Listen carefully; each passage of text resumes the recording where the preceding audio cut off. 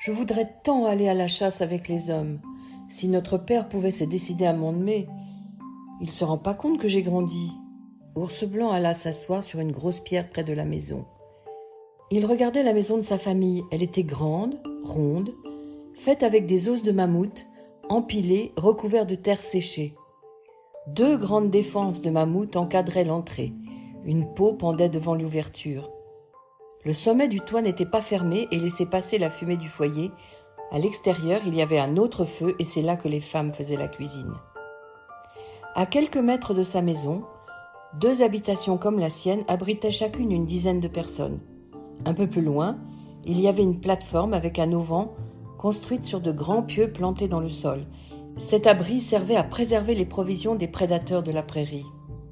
On appelait ce camp d'hiver le camp du loup. Il était bien placé, à côté de la rivière, mais un peu en hauteur, au début d'une vallée assez étroite, ce qui était très bon pour la chasse. En effet, les animaux s'engageaient dans la vallée et en bloquant les 2 issues, on pouvait les attraper assez facilement. En général, ils passaient une bonne partie de l'hiver au camp du loup. Quand ils partiraient, ils laisseraient les 3 maisons libres pour d'autres groupes. De toute façon, ça sert à rien de pleurnicher, se dit Ours Blanc. Il avait faim. Il tourna la tête et vit sa mère Ima accroupie près du feu de la cuisine.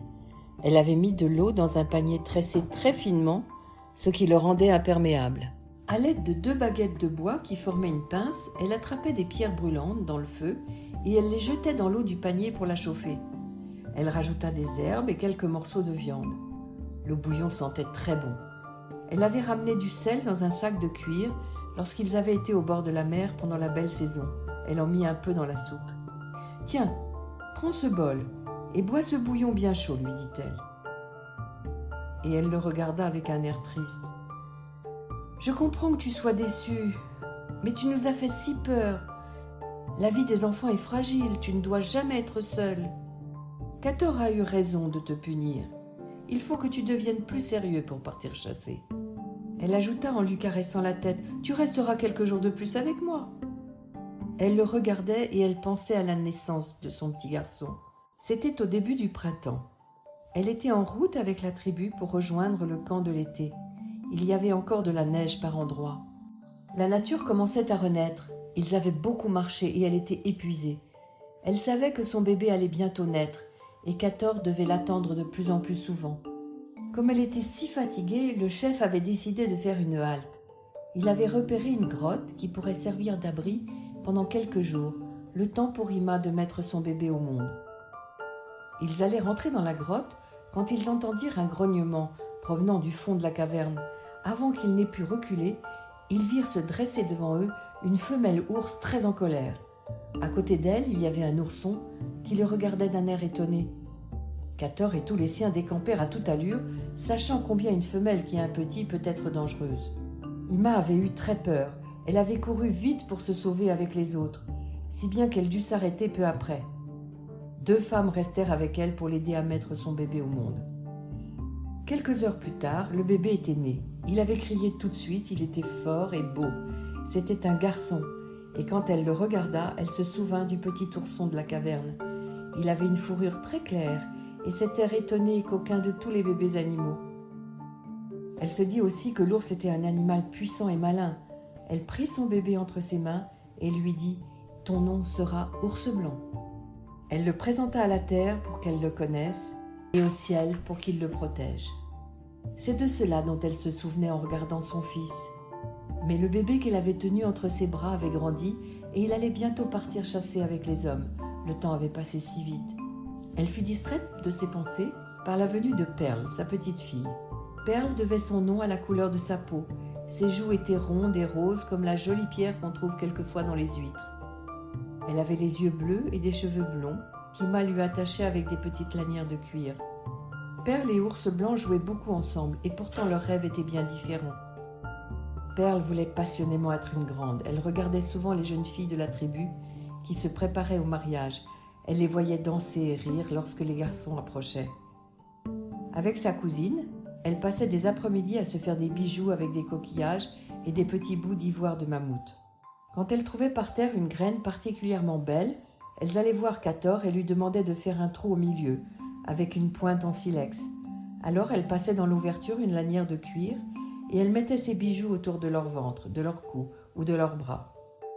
Elle se coiffait aussi l'une l'autre avec un peigne en os. Elle mettait des fleurs dans leurs cheveux. Avec une boue rouge, elle se dessinait de jolis motifs sur le corps lorsqu'il y avait une fête. Irma, de temps en temps, grondait. « Perle, essaie de t'occuper plus utilement. Va donc faire la cueillette avec ta cousine. » Elle envoyait les fillettes avec des paniers autour du camp ramasser des baies, des racines comestibles ou des champignons. Souvent, elle les emmenait avec elle pour leur montrer les plantes. Il y avait les plantes qui soignaient les maladies, celles qui guérissaient les blessures. Il y avait aussi d'autres plantes très dangereuses, qui rendaient malades et même pouvaient faire mourir. Mais il y avait surtout une multitude de plantes délicieuses et nourrissantes, avec des goûts très variés. Les jeunes feuilles d'ortie, par exemple, servaient à confectionner une soupe qu'Ours Blanc aimait particulièrement. Irma, de temps en temps, grondait. « Perle, essaye de t'occuper plus utilement. Va donc faire la cueillette avec ta cousine. » Elle envoyait les fillettes avec des paniers autour du camp ramasser des baies, des racines comestibles et des champignons. Souvent, elle les emmenait avec elle pour leur montrer les plantes. Il y avait les plantes qui soignaient les maladies, celles qui guérissaient les blessures. Il y avait aussi d'autres plantes très dangereuses qui rendaient malades ou même pouvaient faire mourir. Mais il y avait surtout une multitude de plantes délicieuses et nourrissantes, avec des goûts très variés. Les jeunes feuilles d'ortie, par exemple, servaient à confectionner une soupe qu'Ours Blanc aimait particulièrement. Irma sentait elle aussi le froid venir. « Dépêchez-vous, mes enfants. Il ne reste que peu de jours avant le grand hiver. Il faut compléter les provisions. Il reste encore beaucoup à ramasser. Je suis sûre que vous trouverez encore beaucoup de noisettes, de noix. J'ai vu l'autre jour des petites pommes au goût acide qui me servent à faire de la pâte. Derrière le 3e bosquet d'arbres près de la rivière, il reste encore des framboises. Allez vite me les chercher. » Il fallait manger le plus possible pendant la belle saison, et comme ça on devenait bien gros, et l'hiver, lorsque la nourriture était plus rare, on vivait sur ses réserves. Ours Blanc avait une idée. Il alla trouver Tanit et lui demanda de venir avec eux faire la cueillette. Tanit, occupé à tailler un bâton avec un silex tranchant, dit à son petit frère de le laisser tranquille.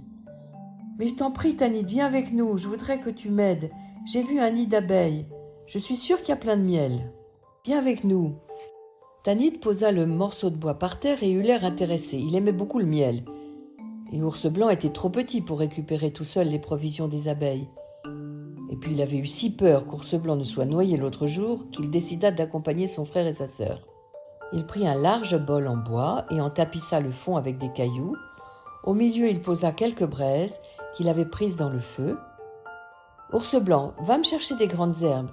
Et toi, Perle, tu porteras 2 paniers vides. » Ils se mirent en route et c'est Ours Blanc qui indiquait le chemin. Ils arrivèrent devant un arbre cassé dont le tronc était creux et effectivement des abeilles voletaient autour. Tanit prit les grandes herbes d'Ours Blanc, il les enflamma sur les braises et vite il éteignit le feu en les secouant. Les herbes se mirent à dégager une fumée épaisse qu'il fit rentrer dans le trou de l'arbre. Sa tête et ses bras étaient cachés dans sa veste de fourrure et il avait bien recommandé à son frère et à sa sœur d'en faire autant. Une fois les abeilles bien enfumées, à l'aide de grands bâtons, Ours Blanc et Tanit allèrent dégager les plateaux de miel. Les alvéoles remplies de sucre doré promettaient de se régaler. Ils s'éloignèrent rapidement de la ruche avant de se faire piquer par les abeilles furieuses. La récolte avait été bonne. Les bols de perles étaient bien remplis et les enfants étaient ravis de ramener au camp leur participation aux provisions de l'hiver. Lorsqu'ils arrivèrent près de la maison, la tribu était en plein préparatif. Les hommes allaient partir à la chasse le lendemain à l'aube. Ils réparaient et aiguisaient leurs armes, vérifiaient les arcs et les flèches. Il fallait emporter des sacs solides pour ramener le gibier, des provisions pour se nourrir et des plantes qui soignent les blessures en cas d'accident. Les femmes faisaient cuire des galettes de céréales en jetant la pâte sur des pierres brûlantes et une odeur délicieuse se répandait dans tout le camp. Pauvre petit Ours Blanc! Il glissa dans le sac de son père un bon morceau de miel pour se faire pardonner. Cator le regardait du coin de l'œil et pensa qu'il avait là un brave petit garçon. « La prochaine fois je l'emmène, se dit-il.